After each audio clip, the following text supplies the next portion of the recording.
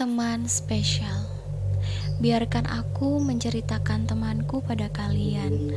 Mungkin akan terasa asing dan gak masuk akal, karena aku punya teman yang seakan-akan tidak terlihat.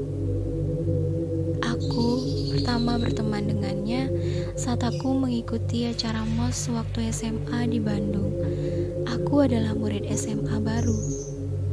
Singkat cerita, aku awalnya gak percaya dengan diriku sendiri, yang bisa melihat sesuatu yang hanya mampu dilakukan oleh segelintir orang saja. Kamu tahu maksudku kan? Aku duduk di pojokan kelas, kelasku bersebelahan dengan gudang. Kembali dengan teman istimewaku ini. Dia terlihat menggigiti kukunya, matanya kosong, wajahnya dipenuhi dengan bekas memar. Bahkan seluruh tubuhnya memar hijau. Kepalanya hanya menyisakan beberapa helai rambut saja. Mata kami bertemu. Mata abunya tampak ketakutan, tampak liar, dan terlihat kebencian di sana. Hampir 4 hari kami hanya saling menatap. Aku bukan anak yang suka bersosialisasi, karena aku lebih suka menyendiri. Hari keempat, dia mulai berinteraksi denganku. Dia masih takut. Karena dia istimewa, cara berinteraksinya pun sangat istimewa. Aku sedang duduk di pojok belakang, dia masih duduk seperti saat pertama aku melihatnya di pojok depan. Melihat gerak-gerikku yang malas, melihat wali kelasku dengan tatapan marah. Perlahan, terlihat tangannya terangkat dan seperti menunjukku. Aku mulai curiga, mulai memalingkan wajah ke panitia yang lebih baik dari wajah wanita itu. Tapi makin lama tangannya makin panjang dan menunjuk ke arahku. Tubuhku tak bergerak. Tangannya kini mulai mendekat dan sebentar lagi sampai di depanku. Wajahku mulai memucat. Suara panitia tak bisa teralih, karena tangan itu sebentar lagi menyentuhku. Bersamaan dengan kata panitia itu, tangan dingin dan lembab itu telah menyentuh tanganku. Tubuhku gemetar karena harus menahan hal itu. Setelah perkenalan singkat itu, aku mulai yakin akan berlangsung sangat mengerikan. Mengingat mereka mengetahui kalau aku dapat melihat mereka. Aku pulang, tapi ibuku tak tahu kalau aku mendapatkan teman baru. Tapi aku tak berani bilang karena itu akan menjadi masalah. Esoknya aku berangkat sekolah. Panitia menyuruh kami untuk banyak istirahat untuk acara nanti malam.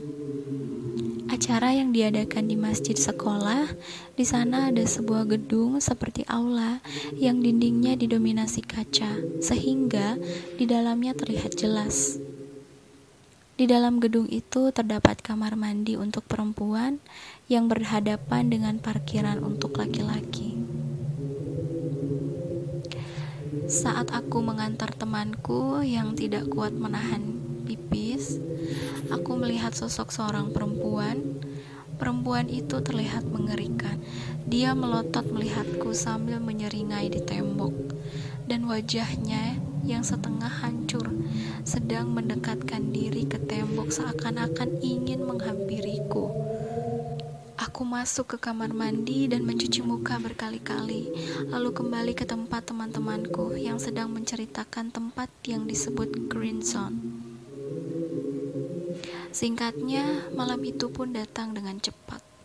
Aku mendapatkan kelas di ruang ketiga dan membuatku lega.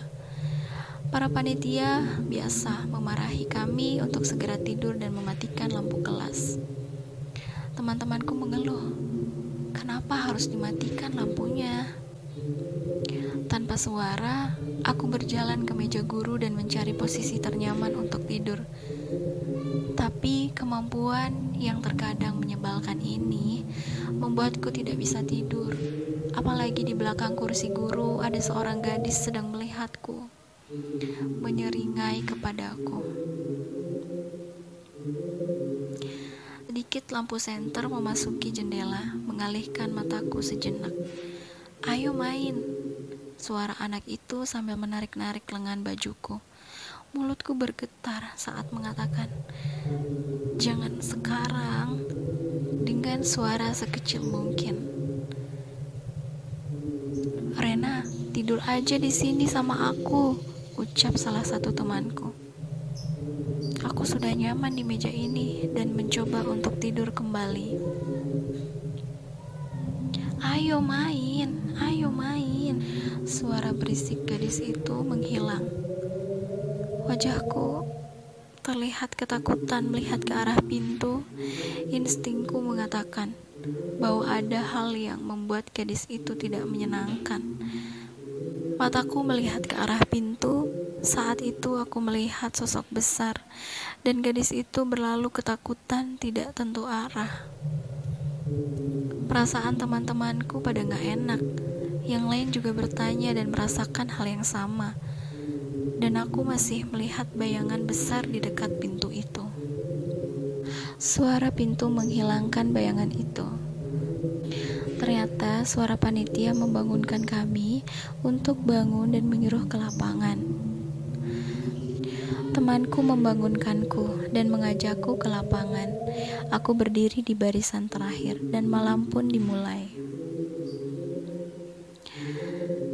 Kami melewati lorong demi lorong. Awalnya biasa, sampai kami melewati rumah yang bersebelahan dengan pintu green zone. Aku mulai panik.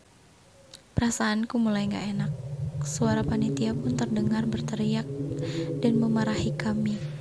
Dan itu sebuah kesalahan. Dia melihatku, lalu wajahnya berkerut. "Teh, kamu gak apa-apa?" Dan aku menjawab, "Tidak apa-apa," dengan suara bergetar. Mataku tertuju kepada sosok di belakang panitia yang sedang berdiri. Makhluk itu memakai jubah panjang berwarna putih. Rambutnya yang menjuntai panjang menutupi wajahnya. Saat aku melewati panitia, aku melihat seorang wanita duduk memeluk panitiaku dan merebahkan badannya di tubuh panitiaku itu. Wanita itu tersenyum melihatku, dan aku bergidik ngeri. Saat aku melewati halaman sekolah, aku melihat seorang kakek melewati anak-anak menuju kantin sekolah. Kemudian aku melihat gadis yang di kelas sedang berdiri di tangga kantin. Tangannya seperti patah. "Kamu gak apa-apa?" tanya seorang panitia yang menghampiriku. Aku hanya mengangguk sambil menghampiri temanku. Sepanjang acara itu aku merasa ketakutan karena gadis itu selalu menggangguku sepanjang malam. Selanjutnya kami berteman dan aku mengetahui kejadian dia dulu. Dia adalah seorang gadis korban kekerasan. Ayahnya mengalami kelainan. Saat kematian ayahnya sudah dekat, dia membawa gadis itu ke area sekolah ini. Di sekolah ini aku pun mulai akrab dengan orang-orang di sekitar sekolah. Aku bertemu dengan gadis berpakaian cheerleader.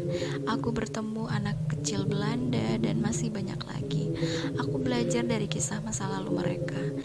Cerita mereka terlalu sadis dan bahkan lebih baik untuk tidak mendengarnya. Makanya wajah mereka sangat tragis. Mereka hanya ingin meminta pertolonganku. Namaku Renata Ayu.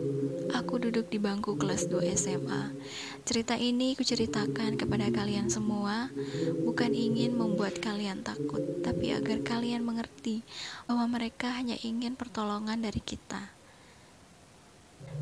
Jadi teman-teman, di sini aku cuma menceritakan suatu kisah. Jadi bukan aku yang mengalaminya ya. Di sini sudah tertulis yang punya cerita ini namanya Renata Ayu. Semoga kalian terhibur dengan kisah yang aku bawakan hari ini. Terima kasih yang udah nonton, yang udah support channel ini. Dan sampai jumpa kembali di episode selanjutnya. Terima kasih.